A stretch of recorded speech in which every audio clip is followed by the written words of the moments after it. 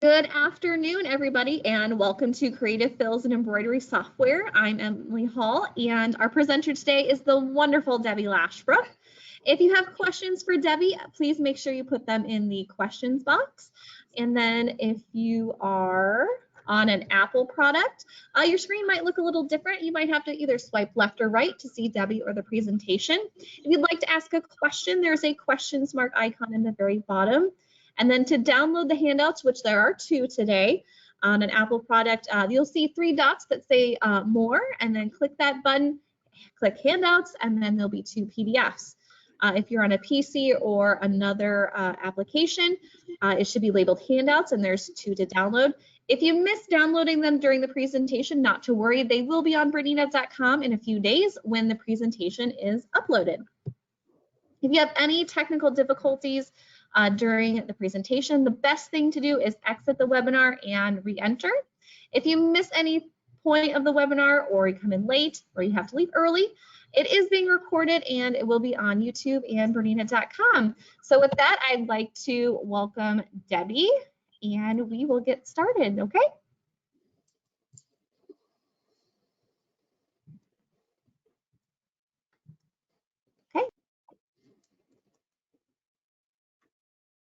Thank you, Emily, and welcome everyone.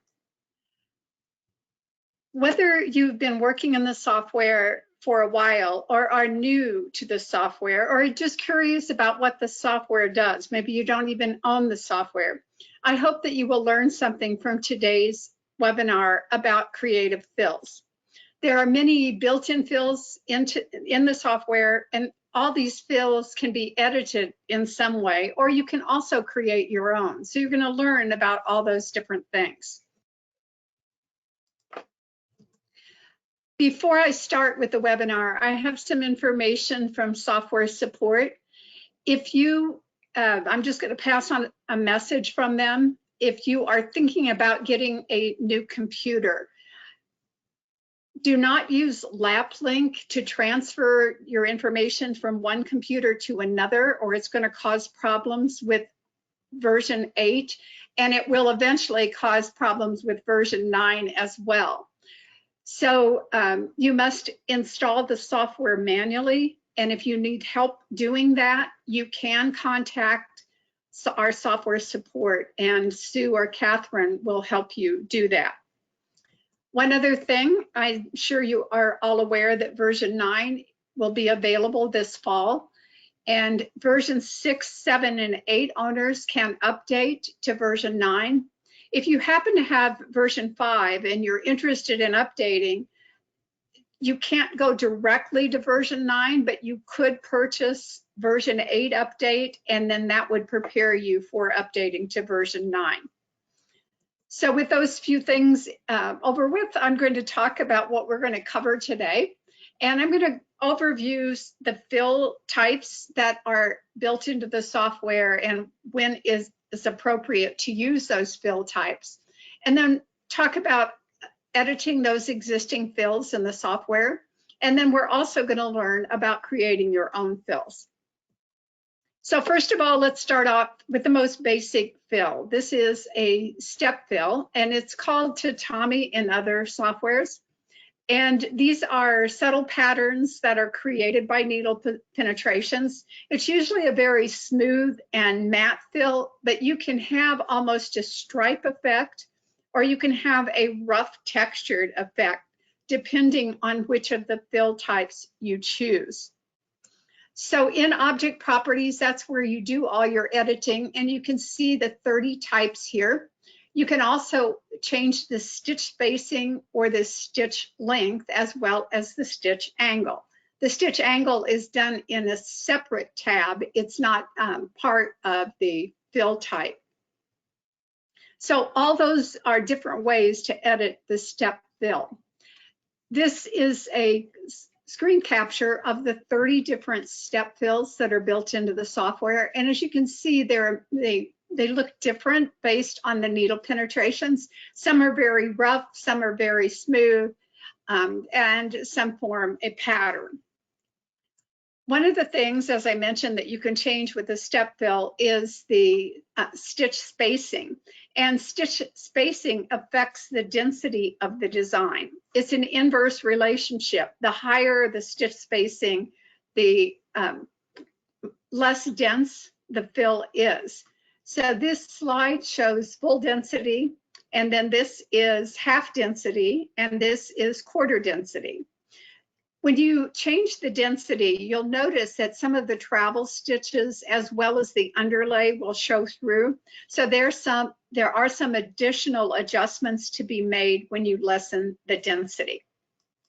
You can also change the stitch length. Normal stitch length is 4 millimeters, as you see in this sample. This one is 6 millimeters, and notice that it is shinier than the other two on the slide. And here, this is 2 millimeters, and notice how much more texture that this kind of fill has.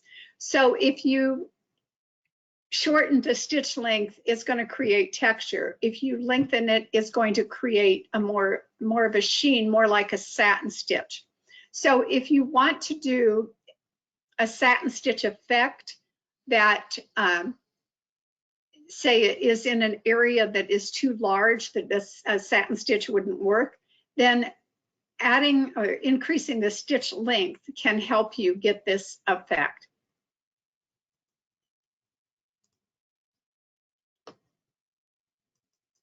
Then another thing that you can change is the angle, and this is going to affect the appearance of the fill. In this sample, this is a 45-degree angle, a 90-degree angle, and a 0-degree angle. And when you change the angle of the fill, it can give you subtle color variations so that when you're digitizing multiple objects within a design, it's going to give you subtle color variations so that you don't have to choose a new color. So you can keep that in mind when you're digitizing your designs. Now, the angle of the fill will affect the direction of the pull.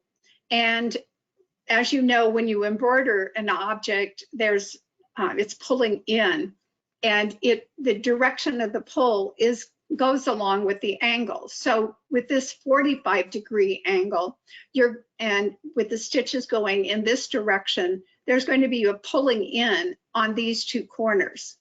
With the 90-degree angle, the pull is going to be at the top edge and at the bottom edge as the design stitches. And with a 0-degree angle, the pull is going to be on the horizontal edges. Then we have satin fills, of course, and these are for narrow borders and shapes. And because of the nature of this stitch, it's stitching from one side of the object to the next. It's best reserved for smaller areas so that the floats won't snag. You don't want them to be too long. Now we also have raised satin, which can have anywhere from 1 to 5 layers, and this adds padding to the satin stitch. So if you want more of a 3-dimensional effect. As far as editing satin fills, this is also done in object properties, and you can adjust the type of satin fill, you can adjust the spacing, and you can adjust the angle. So in this slide, you see the basic satin fill. This is the satin special. And this is for larger objects where you want to have a satin stitch, but it's going to be too large and the floats are going to be too long unless you use satin special. And with this, the software forces needle penetrations within the object, so they're random, so you still get the glossy effect, but the stitch length is a little bit shorter. Then this is raised satin that would be more padded because of all the layers of satin stitch underneath it. And this last type is not really a fill type, but it is an effect that can be applied to satin stitches or raised satin. And it's called elastic fancy fill effect. Then on to fancy fills and sculptured fancy. These fills are also appropriate for large areas, and patterns again are formed by needle penetrations. And fancy fills and sculptured fancy can add a visual interest to otherwise dull and boring basic step stitches. So you can apply these to break up kind of the monotony of a design, and it does give a design texture. The difference between a fancy fill and a sculptured fill. A fancy fill is a straight pattern, as you see in the slide. This is a sculptured fancy, which has a curved pattern to it, so it is a little bit more dimensional. You have to have either multiple angles, or you have to digitize with the block digitizing tool to use the sculptured fancy fill. Now, one way we can create our own fill is to use a carving stamp and put that carving stamp either in a step fill or a satin fill. This does require some planning and some math, because you have to figure out the size of the stamp that you're going to use, and then you have to stamp individual elements. And this was a cross that I used to stamp across this satin stitch. And so you can't really adjust the size easily for this after you're done. So that's why the math is involved. Figure out the size of the stamp and the size of the object, and then you can create your stamps. And you can add guidelines in the software in order to stamp things in a straight line. The guidelines will help you. In terms of editing fancy fills, there are also lots of different ways to edit fancy fills. There are 180 different patterns in the software. And then in object properties, you can change the size of both the X and the Y. You can rotate, you can change the stitch spacing, you can change the column spacing and offset, as well as the row spacing and offset. So first of all, the fancy fill type. As I mentioned, there are 180 different types, and they are available for both the fancy fill as well as the elastic fancy fill effect. So you'll learn about that when we work through the exercise. When you're working with changing the size, if you want to keep the needle penetrations the same in your object, you have to keep all the proportions of the properties consistent. So for example, this was the default, and to make it smaller, I had to change the X, the Y, as well as the spacing in both directions. And I decreased them all the same amount proportionally to get the square shape in a smaller size. And then for getting it larger, I increased them the same proportional amounts. We'll be working through an exercise so that it will help you understand how this is done. Now, if you change each direction differently, you can get a different effect. So now in this example, there are no longer squares, but there are diamond shapes going in either the horizontal or in the vertical direction. So in this second sample, I changed the column spacing and the size in the X axis. And in this one, I changed the Y axis and the row spacing in order to get the diamonds going in the opposite direction. The best way to understand this is to just experiment and have some fun while doing it. Then you can also rotate the fancy fills. So you can, here it is at 0, it is at 45, and here it is at 90. And you can change the offset. And when you change the offset to different amounts than the default setting, this is the default, you get different effects. What's nice about this software is you do get a preview in Object Properties window to show you how the fill is going to look once it's changed. And this updates constantly, so you always will know this is going to work or this is not going to work. Then we have pattern fills as well, and this is a more open kind of stitch that has a pattern throughout. And you can, the patterns are repeated in rows, and you can actually add 2 different types of fills or patterns to one object. So here, these are just single patterns here, and then this shows you some alternate patterns.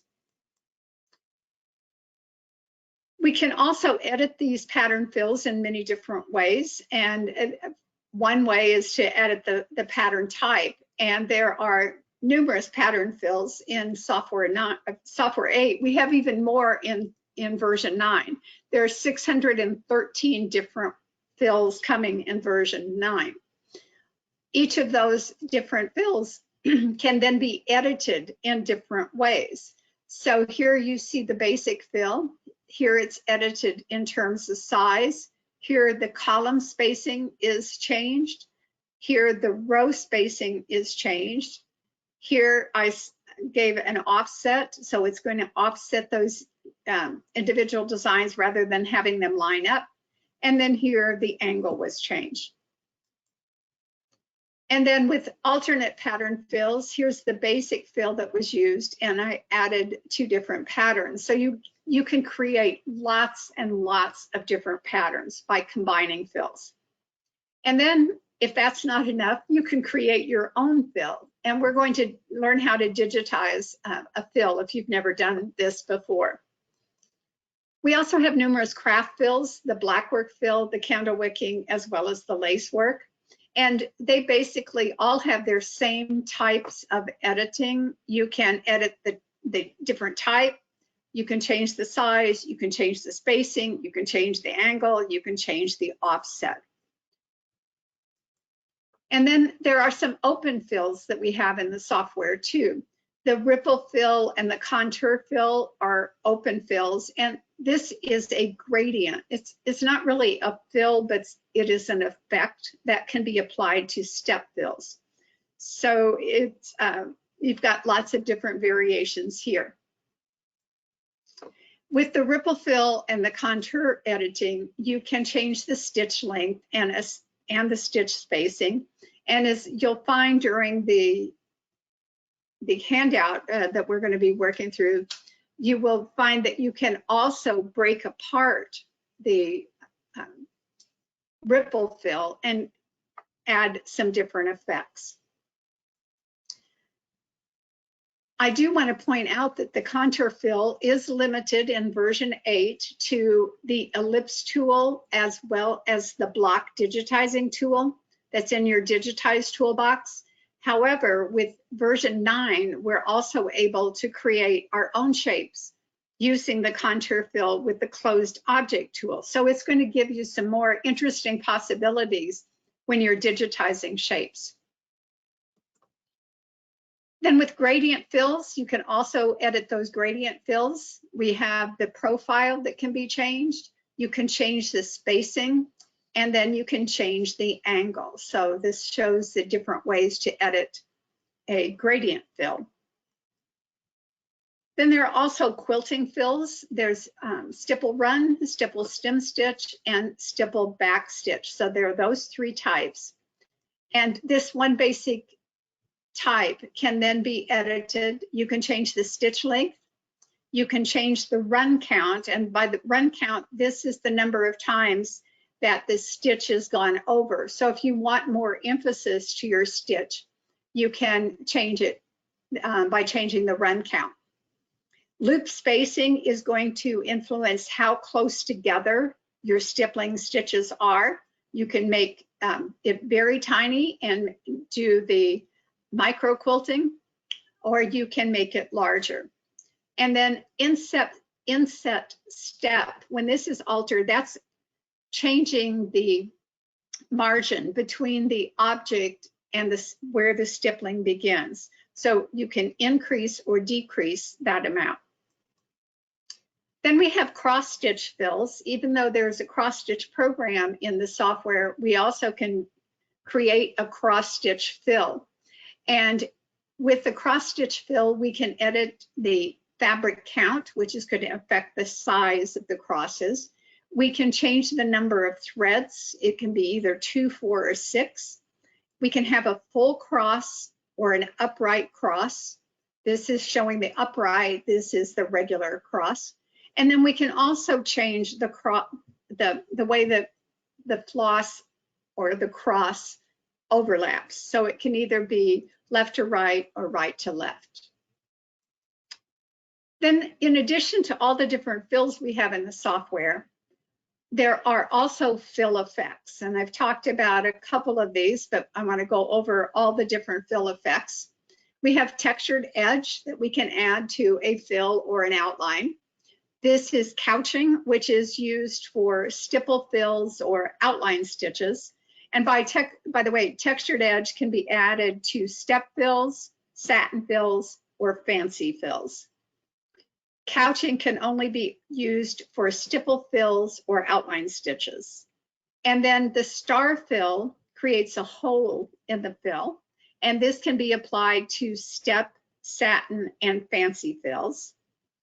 The wave fill that you see here curves the path of the stitches, and this can be applied to step fills, fancy fills, blackwork, candle wicking, lace, and pattern fills. So you have quite a variety there.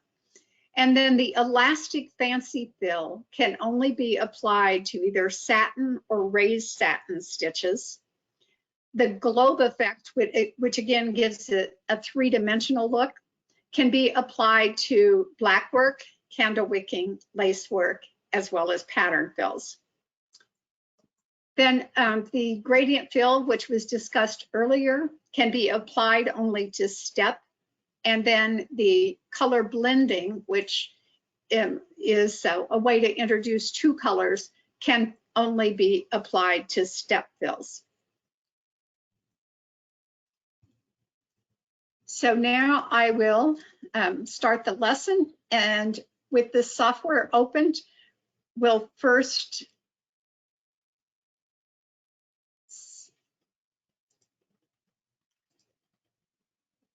we're going to first switch to Artwork Canvas. I'm going to Artwork Canvas in order to create circles quickly. Now you could stay in Embroidery Canvas and digitize each individual circle. That is possible, but in Artwork, pardon me, in Artwork Canvas, it's so easy. Now, I didn't mention this, but when in Embroidery Canvas, you want to select the largest hoop possible. I chose the jumbo hoop, which is for the 8 series machines, but you could, if you had a 7 series, choose the maxi hoop. You'll just have to make your circles a little bit smaller if you want to do this. And one of the ways that can help in Artwork Canvas to judge the position is to change the size of the page. So I'm going to change the dimensions to roughly the size of what would be the jumbo hoop. That's 10 in the width and 16 in the length. And when I press enter, my page size will increase. This is just helping me, it serves as a guideline for placing the circles. Now the Create Ellipse tool is with the other shape tool. So I'm going to click and hold on the vector rectangle tool and select an ellipse. I want to hold down the control key. That keeps the circle a circle instead of changing it into an oval. And I'll click and drag to draw my circle. When I release my mouse, I can then release the control key. I want to lock proportions because I'm going to make this a 1-inch circle. So I'll swipe across the width and press enter. Now I have a 1-inch circle. And then I'm going to draw a larger circle, again holding down the control key. And I'm going to do this kind of in the lower right hand corner. And this proportions are already locked. I'm going to change this to a 3-inch circle and press enter. Now, if you will select the pick tool, you can move these circles. I want this one a little bit lower. And what I'm going to do is use the blend tool to draw an arc. And what the blend tool does is it creates copies in between the two objects. I'll select the blend tool, which is right underneath the eraser. And I'm going to hold the Alt key, and the Alt key will allow me to draw an arc. And I'm going to click and drag from the small circle to the larger circle. And it adds a number of repeats. And I'm going to change the number of repeats to 8 and press enter. Now, these are, a blend is a special type of group. So we have to do a couple of things before we convert this to embroidery. One of the things, I'm going to reselect the pick tool. And if I right click, and sometimes you have to play around with this and get the right position, the right thing selected. I clicked on the line in that case, and I could break the blend apart. So that's one step that you have to do. And then these circles that were created in between the blend, those are grouped. So I need to select those and right click. And again, if at first you don't get the right thing, click again and you will eventually get the ungroup objects. Now you can also use the ungroup in the property bar. Now we are able to select these and move them around. And what I want to do is make it so they don't touch. You of course can move these later, but at this point in time before they're converted, you want to make sure nothing is touching because it will affect the way the designs generate. So I've got my basic circles now. I'm going to select Control A to select them all, and I'm going to convert them. I'm going to undo that because I do want to show you something that could happen even though they're ungrouped. Sometimes when you click around and you can see that it looks like I have a group of objects. And if you have that happen, there's actually a blended line that is selected. You can't see it though, unless you go to view and look at the wireframe. And you can see that I have that line selected. It won't influence, if you don't happen to select it and delete it, it's not going to influence the way the designs can convert. But if you do happen to select it, you can make sure you click on it and then press the delete key. And so then I'm going to go back to my enhanced view. Now I'll select them all and click on convert. And each of those objects is now converted into an outline. While they're all selected, I'm going to choose a different color because otherwise they would be black. And I don't want the black. So with this first one, you'll deselect and select this first circle. And we're going to apply a satin fill to this. And I'm going to use the elastic fancy fill with this. So I'll right click on elastic fancy fill, and that opens up your effects dialog box. And I'm going to place a check mark by elastic fancy fill, and I'm going to choose, you've got 180 choices, so you can choose your own. I chose in the handout 005, and I also chose to do a single row, and I'm going to apply that. And so you can see it created needle penetrations. For this next one, we're going to choose a fancy fill. So I'm going to click on fancy fill, and that adds the default fancy fill. If I click on properties in the lower left corner of the effects dialog box, that will take me to object properties, where I can change that type of fancy fill. I'm going to click on the drop-down arrow next to pattern, and I'm going to choose 046 called crazy. And here we're going to play with the proportions. I'm going to go ahead and apply that fill so you can see what it looks like.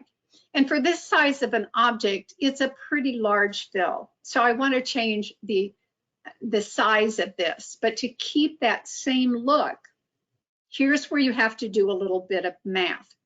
I decided I was going to change it. I was going to reduce it to 75. So I multiplied 0.75 for each of these values except for stitch spacing. So this makes the size X change into 12. The size Y, and I did round these off a bit, so 10.4. Rotation angle, I'm going to leave at 0. And notice how the preview window updates with each change that I do. I did change the stitch spacing to 0.5 to lessen the density of this small object a bit. I changed the column spacing again to 12. Again, that was 16 times 0.75. I changed the row spacing to 7. And I changed the row offset because it's not at 0. I changed it to 5.5. And when I apply that, you can see it made that same pattern or fancy fill, but only smaller.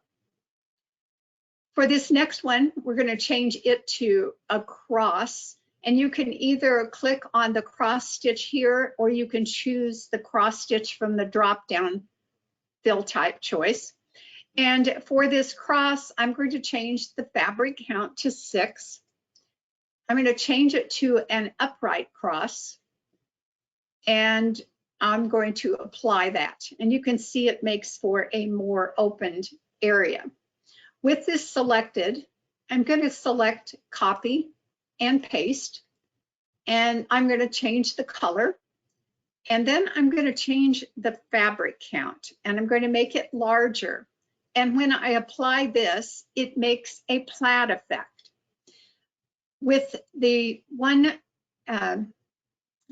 object selected, I also want to add an outline, because you can see that if I deactivate show outlines, you can see that it doesn't form a really nice circle around this. So I would rather add an outline. I'm going to go to the edit toolbox and select outlines and offsets. I'm going to use a single outline. I want object outlines checked. I want to uncheck offset outlines. I'll choose a single, I'll choose the color, and I'll click OK. And that kind of completes the look around that object. With this next object, we're going to apply a step fill and also go to Edit Toolbox, and we're going to color blend this. When color blending opens up, I can choose the 2 different colors that I want to use, as well as there are 4 different profiles. And the profile will affect the way the colors combine. If you want one side one color, more emphasis on one color, and the other side the opposite color, you'll choose either profile 1 or 2. If you want the middle of the object a different color than the outside, you'll choose either 3 or 4. So I'm going to choose my colors, and I want red on top. You can change the spacing at this point. I didn't on the sample, and I'll click OK, and you can see the color blended object. For this next circle, we're going to apply a gradient fill. Now this has to be a step fill. So the first thing I'm going to do is click on this step fill icon. And then in object properties, I can go to the lower left corner and click on effects. I'll go to the gradient fill tab, and notice everything is grayed out. You have to place a check mark by gradient fill in order for the icons to be highlighted. For this, I'm going to choose profile 2, and I'm going to change the maximum spacing to 3.5, and I'll click on apply. Remember, apply keeps the dialog box open so you can make multiple changes, and that's why for the most part I'm clicking on apply. If I want to change the area of the heavier density, all I have to do is rotate this object. So I'm going to click on the object again to get my rotate handles, and then click and drag and rotate. And you can see as you change that, it's going to change the position of the density of the dense area. Now this is also one of those types of fills where when I click on show outlines, you can see it's not a complete circle. So while it's selected, I'm going to add an outline to this object as well. All I'm going to do is choose the red color. I'll leave it as single and click OK. When you use outlines and offsets, it's going to remember that your first changes. So all you have to do is make the way, like change the color, or if you want to choose a different type of outline, you can do that as well. Now you can see when I did that, it completely reversed the dense area, and this has to do with starts and stops. So I'm just going to select it again, and I'm going to rotate it back the way I wanted it.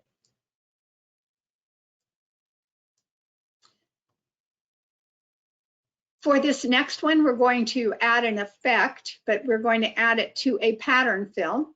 So I can either right click on the pattern fill, or I can click on the lower left corner of object to get my object properties back. And I'll go to a fill stitch, and I'm going to have to click on one of the fills down here. So if I click on pattern fill, you can see that it added the default pattern fill to the object. But to select among the various pattern fills, I'll just click on select. And you have different categories of pattern fills. You'll also find any fills that you've created in here. And for this one, I'm going to do the folder called BERNINA V5. And it is this pattern, NP005-17. And I'll click OK, and I'll apply that fill. And you can see pattern fills at their default setting are very flat. Here I'm going to change the fill and going to apply a 3D globe effect. So I'll click on that, and you can now see that the fill has much more dimension. Now I could elect to reshape this fill too, and by moving these points I can get different effects. But for the handout, I just left it as a basic globe shape. So for this next circle, we're going to apply yet another type of fill, and this is a lacework fill. So I'll select the outline, come down and change it to a lace fill by clicking on lace. And you can see that I have same kinds of dimensions here that I can change. I have the X, the Y, the rotation angle, spacing, row spacing, and offset. I'm going to change the size to 0.2, just make it slightly bigger. And I'll change the Y to the same amount. Again, notice in the preview window how the software is always showing you what it's going to look like. I'll change the column spacing to 0.2, and I'll change the row spacing to 0.2. And I'll click on apply. And you can see the lacework was updated. Now with this selected, I'm going to copy and I'm going to paste it. And then I'm going to change the color. Now the fill that I copied is right on top. While this is selected, I'm going to apply a wave to it. So when I click on wave, you can see that the fill changes to a curved fill rather than straight lace rows. So with this selected, you can also edit or reshape the wave by clicking on reshape. And this shows you the guideline for the wave. And you can move these control points, you can change the control points, or you can add control points. I'm going to move this one kind of over to the right, and then I'm going to right click on the line to add a curved point. And now I can make some really interesting shapes by moving these two control points. If ever you move it to a point where the software doesn't like it, it will just revert back to the original arc shape. But you can really have some fun times creating all sorts of wave effects. I could also choose to rotate this. I could choose to add a wave fill to the red part of the fill as well. So have some fun playing with different effects. Now this is another fill that usually has to have an outline added to look right. And I'm going to go to the edit toolbox once again, outlines and offsets. I'm going to choose a blue fill or a blue outline, also continue to do single, and click on OK. And that will complete the circle shape. Now for this next fill, we're going to apply a step fill to this. So once again, I'll select the outline. I can click on the step fill, and that will add a nice solid fill. Let's play with the density for this. So with stitch spacing, I'm going to increase the stitch spacing. But before I do that, I just want to show you one of the effects of applying a different type of pattern. So I'll choose number 9, and you can see you get a preview. And when I apply this, it forms a pattern within the step. Now, when we change the density, you're not going to see this pattern, but I wanted to show you how to apply these different types of step fills. And by the way, the software has reference files that you can stitch out that show you all the different pattern fills. And those are located in the design files. And I'll show you as soon as I'm done with this exercise where to find those. So with the stitch spacing, we're going to change this to 3 millimeters and apply that. And you can see it creates a very much more open fill. But I do want to change the underlay because you can see the underlay. And then these are travel stitches. So first of all, let's change the underlay. I'll go to the effects bar in the lower left corner. I'm going to go to the underlay tab. And I'm just going to change the type of underlay to an edge walk underlay. And I'll click on apply. And that forces the underlay to go around the outside edge of the shape rather than through the shape. Now, these are travel stitches, and they will appear even if the underlay is changed to edge walk. You'll go to the Others tab and place a check mark by travel on edge and apply that. And now that forces the travel stitches to go around the outside edge as well. So whenever you're doing a more open density with this step fill, you'll want to also apply travel on edge. Now let's look at this compared to the gradient fill.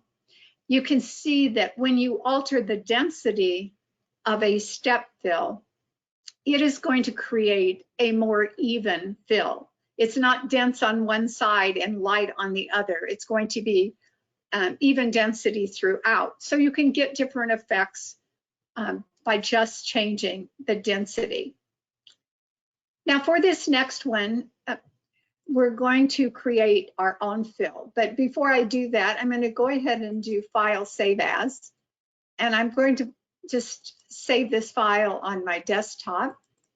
And it's going to be called Creative Fills. And I can't spell. There we go, and we'll save that. And that way, when I go to show you some different things about, and we're going to actually go to a different file to create the fill. If something happens, I won't lose everything I've done. It's always a good idea when you're working in the software to save a design periodically. Before we create the stitch, I do want to show you how to find all those reference files. And you go to your library, embroidery, BERNINA 8 embroidery. And when you click on that, I'll just go through. There is a reference files folder, and you can double click to open that up. And you have all sorts of different files that are ready to send to the machine. So I can double click on step fills, and I can send that to the machine to stitch out. So there are 3 different files and those will stitch all the step fills. Then you have blackwork borders that you can stitch out. So if you want to get a sampling of those, you can stitch those out. It does take quite a while to stitch all the reference files out, but it does help you see what the fills are going to look like. All right, to create our stitch, I'm going to go to New Blank Design. And when we do this, let me go ahead and close this out.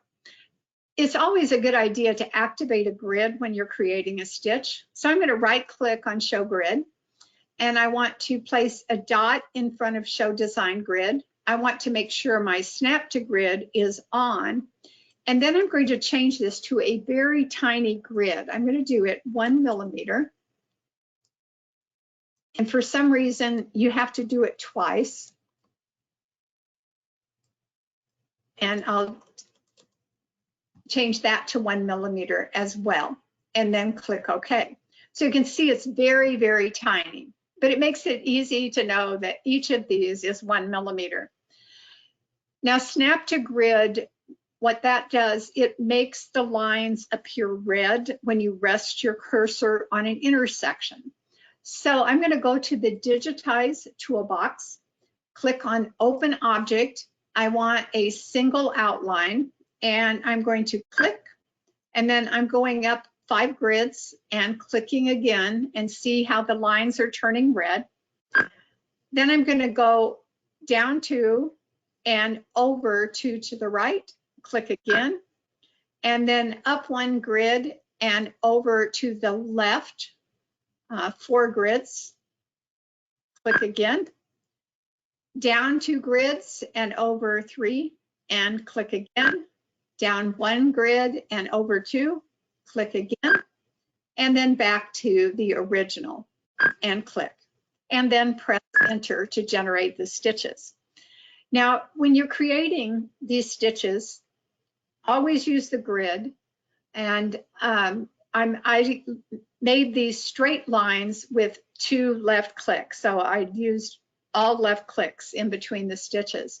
You can draw out your stitch on graph paper. That always helps, and it gives you kind of a preview, and you can kind of plan the way you're going to do this.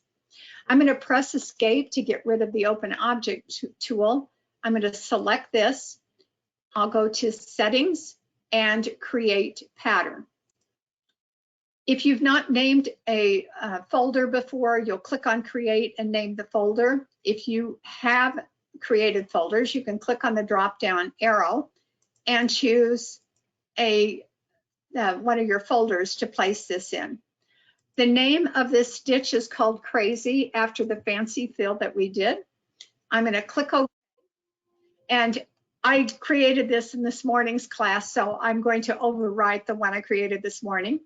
You'll notice that the status bar asks you to enter the start point of the reference line. And here's where I tell the software where to start as well as where to stop the stitch.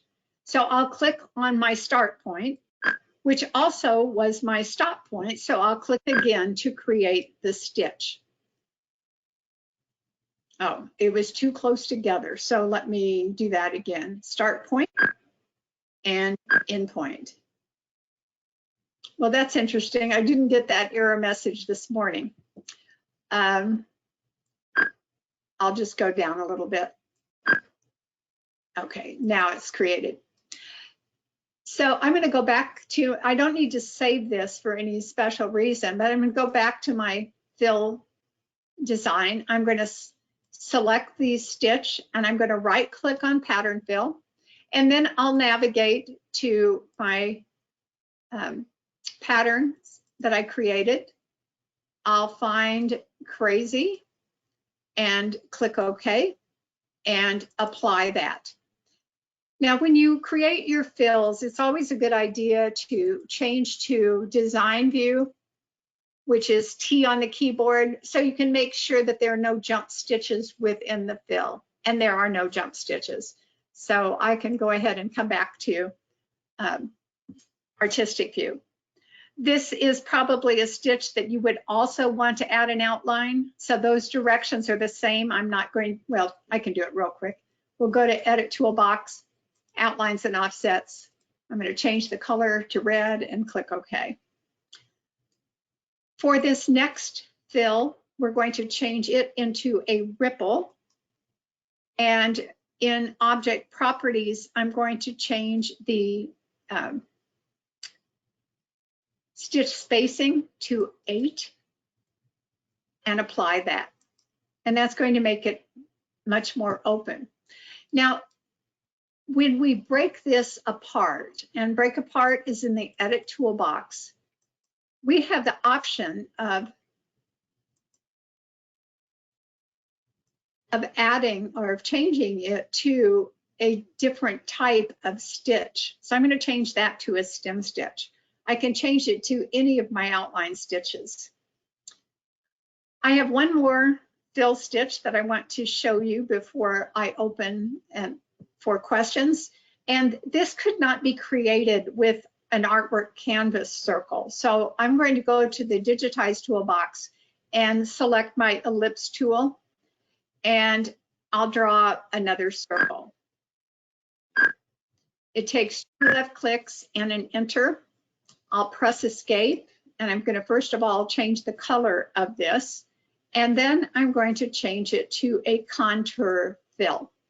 The contour fill has lines, rows and rows of lines, but I'm going to change the stitch spacing of this to make it more open, and I'll apply that. So you can see there are dense areas as it fills in this shape. With it selected, I'll copy and I'll paste, change the color, and then I'm going to rotate this kind of to the opposite, so that the density is in opposite areas of the circle. So you can see this creates kind of an interesting crosshatch effect. You can use 2 colors for this, but if you only wanted 1 color, you could, of course, change the original color back to red if you wanted. Now, one last thing before we close, and I'm going to have to see if I can move this. I've got something in my way. There we go. You'll notice in color film that there's a lot of color changes. And if I let the software decide how to change the stitch order, the software sees all the layering that's necessary. So your very last step for this would be to go to design and optimize color changes. And just click OK, and the software will combine all the colors that it can. And that way you won't have to be switching threads of colors. If you wanted to rearrange the circles on the hoop, you could do, or within the hoop, you could do that. Or if you need to resize anything to fit your size of hoop, you can also do that. The design is ready to save and then send to the machine. And with that, Emily, I'm ready for questions. Hi, everybody. We actually have no questions.